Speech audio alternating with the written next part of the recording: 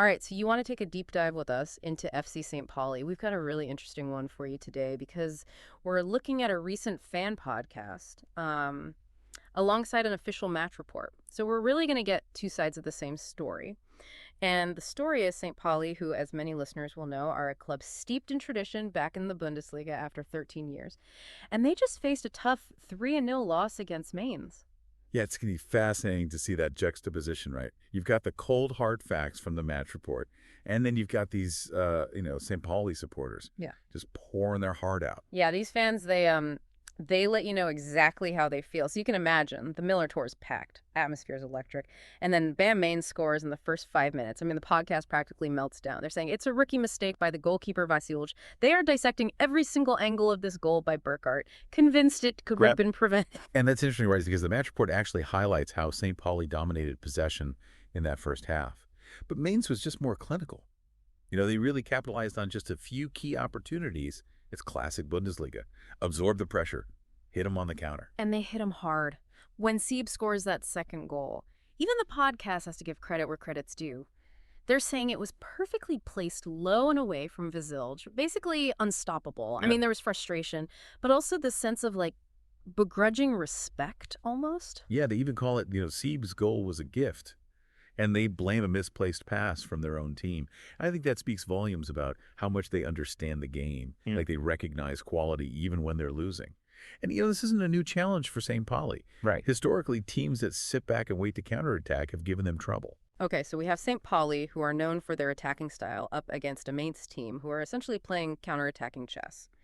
And somewhere in the middle of this tactical battleground, you have the fans who are analyzing every single move by their new coach, Alexander Blessin. They even break out the diagrams for this podcast. Oh, yeah, the Hertzler versus Blessin debate. That's what's going on right now. Yeah. It's really interesting. Their former coach, Timo Hertzler, he was much more possession-based. I mean, think like Pep Guardiola's Barcelona. But with Blessin, I think they see him as a little bit more pragmatic, a bit more Jose Mourinho, focused on defensive solidity and quick transitions. Okay, so for our listeners who might not be fluent in soccer tactics, how does this actually play out on the field? Give us the breakdown of Blessin's approach. What are the fans loving and what has them worried? Well, the fans are obsessed with this 5-4-1 formation that Blessin seems to love using. It's all about adaptability. So imagine you've got 5 defenders, and they essentially form a wall when the other team has the ball. But then as soon as they win that possession back, those defenders spread out, the midfielders push forward, and suddenly you've got 4 attackers all swarming towards goal. So it's like this transformer of formations shifting from defense to attack in the blink of an eye. So what's got the fans worried then? Did this 5-4-1 just not cut it in the Bundesliga? That's the million-dollar question, isn't it? Yeah. This system worked wonders for them in the second division, but the Bundesliga is a completely different beast. The fans on the podcast are worried that those lightning-fast transitions, that defensive solidity, it just might not hold up against the top-tier teams. Yeah. They even brought up some specific players, questioning if they actually have the skill and the pace to keep up in this league. It's like they're watching a tactical thriller, right? Except the thriller is their own team, and the ending hasn't been written yet. And that's what's so great about it. They're not afraid to face those difficult questions, Like I said, these fans are realists, but are also incredibly passionate. And you really hear that passion even when they're analyzing a loss. Yeah, absolutely. Speaking of passion, though, they went on this whole tangent about their recent away game against Freiburg, which was another 3-0 loss, by the way. You'd think they'd be completely deflated at this point, but Right. They were raving about the camaraderie, the shared beers with Freiburg fans after the match, the pure joy of an away day with their mates. It really shows you that other side of football, doesn't it? That it's not always just about the result on the pitch. It's about the shared experience, the sense of belonging, the rituals that bind a fan base together. It's almost anthropological in a way. Totally. And speaking of rituals and shared experiences, next up for St. Pauli is a trip to Dortmund, which means facing that infamous yellow wall. The fans on the podcast were buzzing about it. As they should be. I mean, 80,000 people, a sea of black and yellow, all roaring in unison. The Signal Iduna Park is legendary. It's like the Coliseum of football. Even if you're not a Dortmund supporter, you can't help but get swept up in the energy. They actually called it a free hit, which I guess makes sense, going up against one of the strongest teams in the Bundesliga. So the pressure's off in a way. It's more about soaking up the atmosphere, enjoying the spectacle, and, maybe witnessing a miracle. Which kind of brings us to another direction that this podcast takes, which I find really interesting. They get into this more philosophical side of being a St. Pauli supporter, like Hmm. beyond the tactics and the formations. They really delve into their own reactions to Mhm. these wins and losses. Yeah.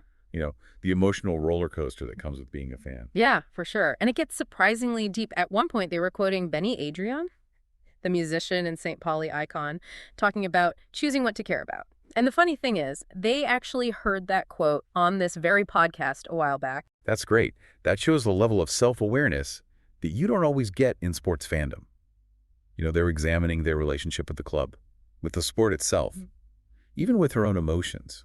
It kind of reminds me of stoicism in a way. Stoicism on a St. Pauli fan podcast. Okay, you're blowing my mind right now. Help me connect these dots. Well, think about it.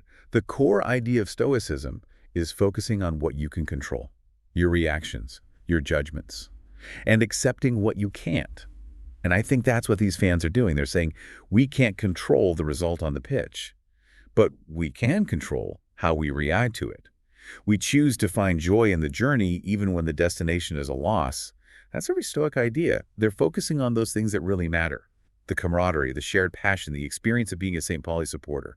And that's something they can control regardless of what that final score says. So it's like they're finding strength in the face of potential disappointment, which is a really powerful way to approach not just football, but life in general, wouldn't you say? I think so. And it kind of brings us to the big question hanging over all of this. Yeah. Are St. Pauli truly Bundesliga ready? I love how the podcast really grappled with this. It wasn't just like one person giving their opinion. It was a full-blown debate back and forth, Mm. really passionate and nuanced. And did they come to a verdict? Because now I need to know. That's the beauty of it. They leave it open-ended. They acknowledge the challenges, the fact that the competition is tougher now, the tactical adjustments that they might need to make. But they also celebrate the heart of this club, the history, the unwavering spirit. And I think that's what makes a deep dive like this so rewarding, right? Because we've just talked about scores and stats and tactics. Yeah. But where's the fun in that? Exactly. Well, for our listener who's now ready to dive headfirst into the world of FC St. Pauli, craving even more of those raw emotions and insightful fan theories, where should they go? I highly recommend checking out the full episode of this podcast. It's called St. Pauli POP Podcast. And these fans, they're the real deal. They're knowledgeable, they're passionate, and they're hilarious at times. It's a really fun listen. Yeah, we'll second that. So there you have it, a deep dive into FC St. Pauli, a club that represents so much more than just what happens on the pitch. They're a symbol of resilience, of community, of finding joy even in the face of defeat. Until next time, keep exploring, keep questioning, and keep the passion for this beautiful game alive.